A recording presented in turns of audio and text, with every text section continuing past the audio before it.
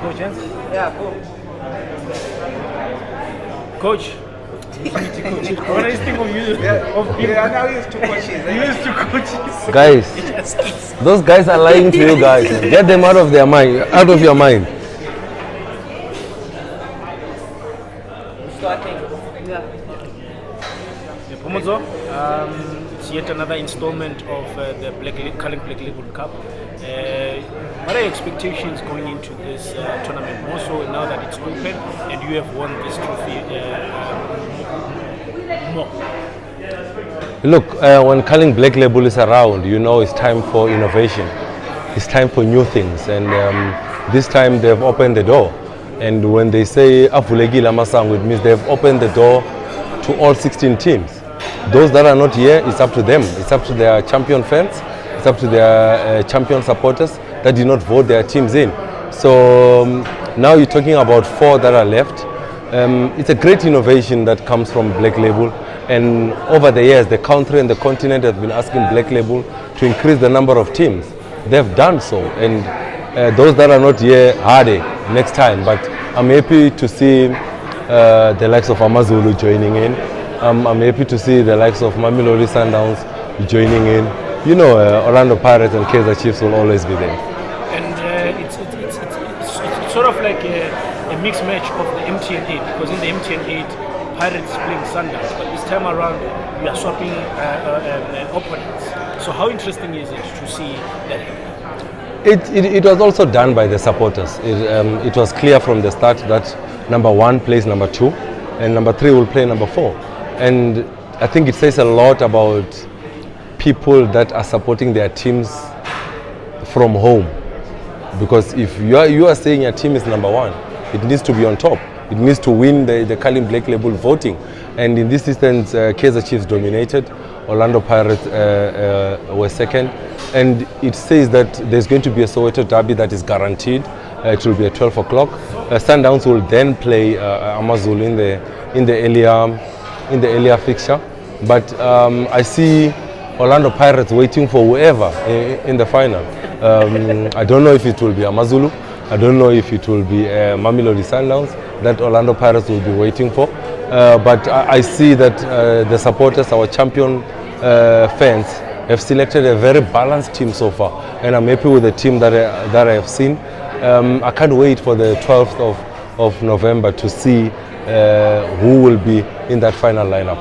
Genuinely, like as players, what is talked about before the Black Label Cup? Is there an actual excitement for the players to play this? It says a lot, because the players that you're speaking about know that they've done what they've done in previous seasons. What they've done in previous seasons will then influence the champion fan to then vote for them. There's a lot of banter that goes on when the game is playing. Why is so and so not on the field? Why is so? Now Culling Black Label has given you the power to say select whoever you want. But if you don't select, if you don't vote for that player won't be on the field of play. We're seeing a lot of surprises even in other teams in terms of who's being selected. But I wouldn't say I'm surprised in terms of who Orlando Pirates players, champion fans have selected. I thought that they've selected a very balanced team. They have just gone a little bit different to what the coach has been doing. The coach has been playing 3 at the back, which is what has been happening in modern football. You see a Manchester City playing 3 at the back. You see a Chelsea playing 3 at the back. Whatever the game demands, there's what we call live coaching in modern football. At times you need to change the formation without changing the personnel, which is what you can do at Orlando Pirates. You can easily move a Maela to left back without changing anyone. You move a Maela to left back, you can push a Dion Otto to a left wing without substituting anyone. You can then bring back Maela to play as one of the 3 centre backs, bring back Otto to play as a wing back, and that's what you can do in modern football. It allows you to have tactical flexibility, and that's what Orlando Pirates have in terms of the players that they have. We saw over the weekend where Shandu got injured. A lot of people were saying, hey, what is the coach going to do? But you've got a versatile player like Makaringa that can come in and play as a wingback. A lot of people were saying he's played out of place. And when you're saying he's played out of place, he's the man that intercepts the ball from Buchanan. then drives the team forward. He gives the assist for the Kemit Erasmus goal. That is the type of players that we have at Orlando Pirates, and that's why the supporters are voting for such players, because those players have got a lot of tactical flexibilities, and they are able to adjust to any situation as the game demands.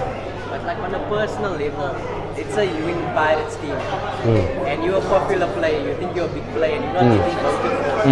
How is the mood amongst the players? Do they laugh at each other like, you're not in the lineup? Then the answer remains the same. You are just thinking you are a big player. If you are a big player, you'll be in that starting lineup. If you are a big player, the supporters will notice and they will select you, and you'll be in that starting lineup. It means that if you think you're a big player and you are not in that starting 11, work harder. Pull up your socks. It's time for you to lift your game to another level, and that's what the message says. But in terms of the players, they compete weekend in, weekend out. They compete day in, day out for that starting berth. We're talking about professional players here that wants to be on the field of play. If you're a professional player and you don't want to be on the field of play over the weekend, then you're in the wrong business. You mentioned that the team has been one of the most consistent players, but it did not make it to the starting 11. What do you make of that? The starting 11 is not final. It's the same as a team that is leading by a goal to nil and they say they are winning the game. No, you're only leading the game, you're not winning the game. The players that are there in the starting lineup now, yes, for now they are ahead, but performances on the field of play will then sway the supporters to change the decision that they've made. I thought Miguel's team was brilliant, and when the MTN 8 first leg was being played, yes, you might say that Sundowns did not get a shot on target, but it's due to the role that a Miguel team plays. It's due to a role that a Goodman Musele plays. Modern football is not about hard tackling and pushing people. It's about blocking the passing lanes, and that's something that he does very well. Very comfortable on the ball. He initiates play for Orlando Pirates. He's one of those fearless midfielders that will drop deep. Even though he's got a man behind his back, he'll still ask for the ball and give the game model of the philosophy that Orlando Pirates wants to play. They don't want to bypass the midfield. Orlando Pirates wants to play the ball into midfield, then you transit into the finishing third. And Miguel team and Goodman Musele play a very important role, and they are key components of the formation that the coach is playing in terms of Orlando Pirates playing the way that they're playing. And then I know Colin Blake Label Cup is a fans competition, but in terms of Coach Jose Riveiro, what's the different element you think he brings to the team compared to the other years and compared to the time when he was still playing? Is Pirates still playing the same way of football, position football? He's bringing in that he has changed some elements to make sure that Pirates is going back to being heavy football again. No, already it's a simple one. Already he has changed the formation since arriving. Orlando Pirates usually plays a 4-2-3-1 formation. Pirates plays a 4-3-3 formation. But now there's no more 4. There's 3 at the back now for Orlando Pirates. That's what the modern game demands, and that's what Riveiro has been playing at Orlando Pirates. Yes, they look more structured. They look more solid. It's very hard to break down that Orlando Pirates team. Yes, barring the set plays that are still a bit of an issue defensively for Orlando Pirates, I thought that the structure that Riveiro has brought to Orlando Pirates has brought a lot of stability. Modern football, a lot of people were questioning Manchester City against Liverpool. Why did Pep change from a back 4 to a back 3? That's what the game demanded. And if you are a coach and you still want to stick to your way of doing things, there's something that we call live coaching. Live coaching is seeing a situation happen on the field of play, coming up with answers immediately, not having to first go to a training session. We saw it with Shandu getting injured. Shandu gets injured, Munyani is not available, he's still suspended. The coach, live coaching demands for the coach to come up with a solution. Will your answer be yes, he came up with a solution? Yes, Makaringa came with an assist.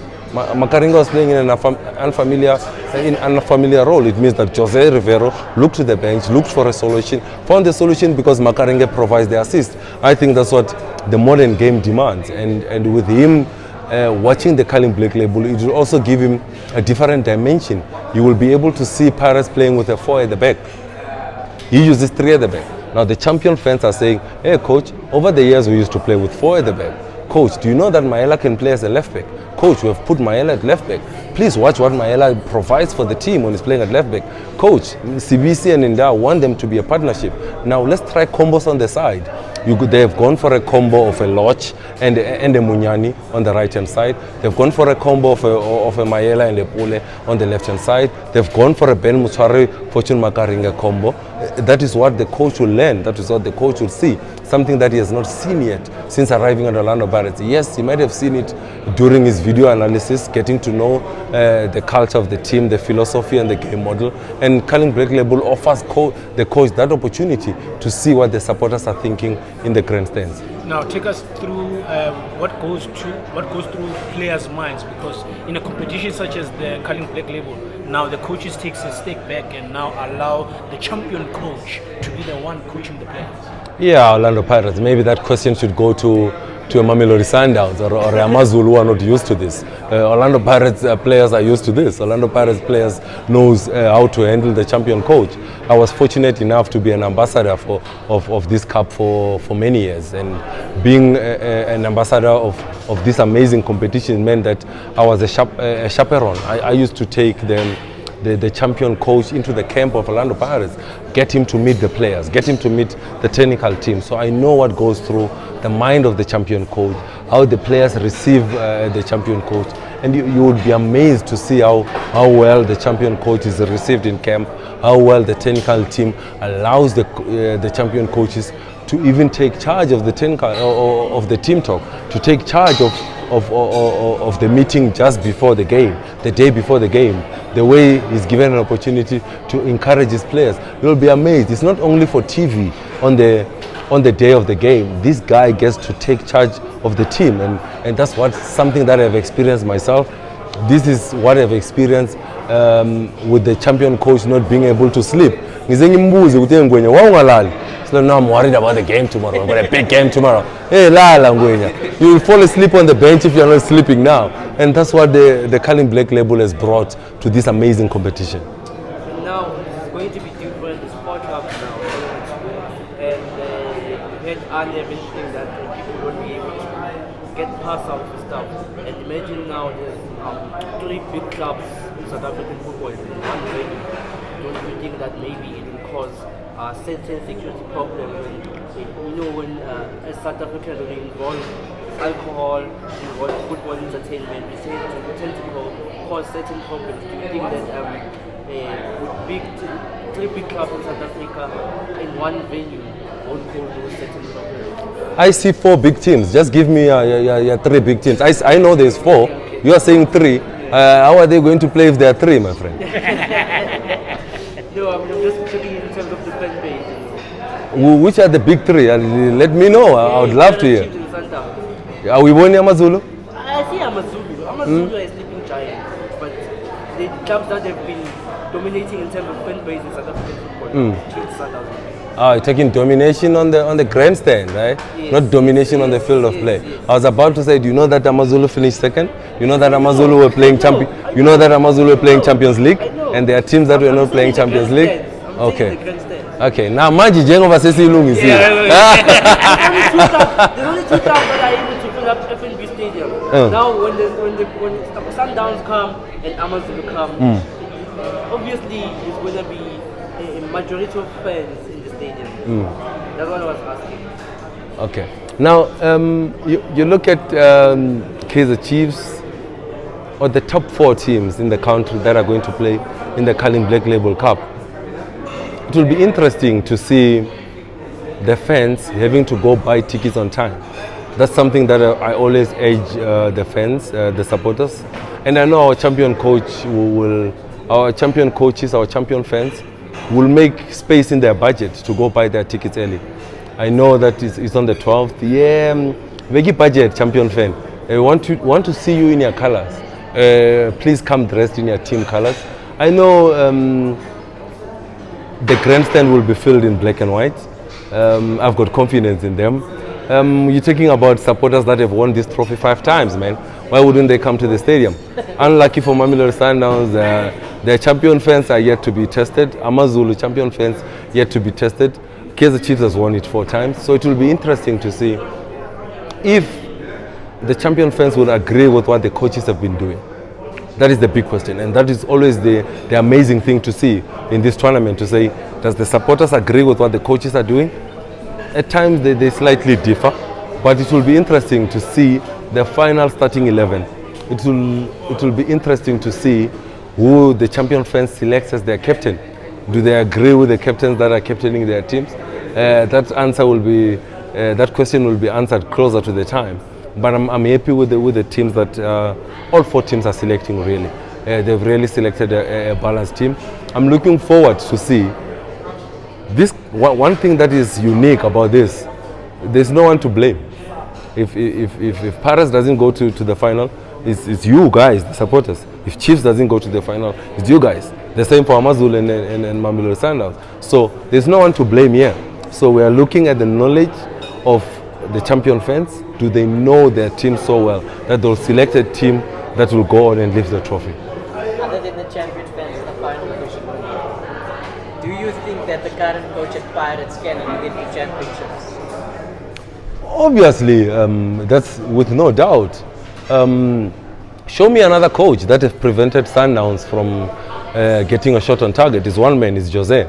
I've got a lot of confidence in the structure now of Orlando Pirates. They look more balanced. They look solid. Orlando Pirates looks different now, even when they are going on offense or when they are on an attack. They're still balanced. They are set at the back. If that ball breaks down, they are set. Miguel is sitting. If Miguel is going, Goodman is sitting. Whoever is playing in that role. Now the coaches now brought on so much stability that you don't get worried. Before you would get worried to say, hey man, we're going to the second leg of the semi-final against Sundowns. Yo, Pule is not there. Yo, Loch is not there. No, now you are saying, okay, Pule is not there. Saleng has been amazing.